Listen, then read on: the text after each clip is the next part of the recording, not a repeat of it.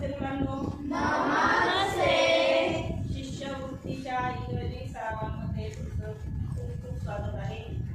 थोड्या वेळापूर्वीच आपण सिनोनिम आणि अँटोनिम म्हणजे काय पाहिले, त्यांची काही उदाहरणं पाहिलेली आहेत, त्यांचा अर्थ सुद्धा समजून घेतलेला आहे. मला एका प्रश्नाचं उत्तर द्या. तुम्हाला आता सिनोनिम म्हणजे काय हे समजलेलं आहे का? सिनोनिम म्हणजे कोणते शब्द ज्यांचे अर्थ एकमेकांसारखे आहेत. म्हणजे कोणते शब्द मराठीमधील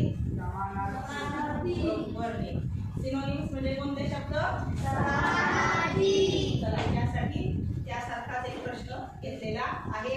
मागच्या वर्षीच्या प्रज्ञाशोधच्या परीक्षेला हा प्रश्न आलेला होता. पहा, हा जर प्रश्न तुम्ही सोडवला तर तुम्हाला आता शिकवलेलं 100% कळालेलं आहे असं आपण समजूया. जर तुम्हाला हे समजलं तर आपले 2 मार्क पक्के झाले असं आपण समजून जाऊया. प्रश्न वाचूया. What is the synonym for difficult? प्रश्न कशा संदर्भात आहे? डिफिकल्ट या संदर्भात आहे. आणि डिफिकल्ट या शब्दाचं काय विचारलंय त्यांनी? सिनोनिम म्हणजेच कुठला शब्द? मराठीचा समानार्थी शब्द विचारला. डिफिकल्ट म्हणजे मराठीत काय रे? अवघड. डिफिकल्ट म्हणजे अवघड. इझी म्हणजे आहे का सिनोनिम याचा?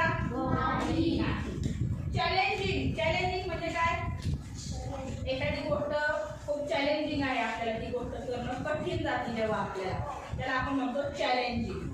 मग डिफिकल्ट आणि चॅलेंजिंग एकसारखे शब्द वाटतायत ना?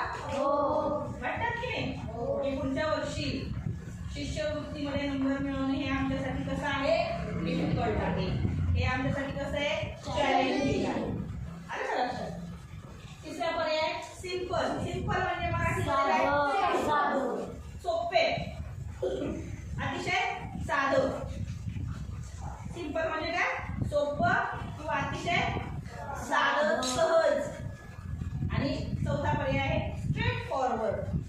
काहीही कठीण नसणं, त्याला म्हणायचं स्ट्रेट फॉरवर्ड. सहज ज्याचं उत्तर आपल्याला मिळेल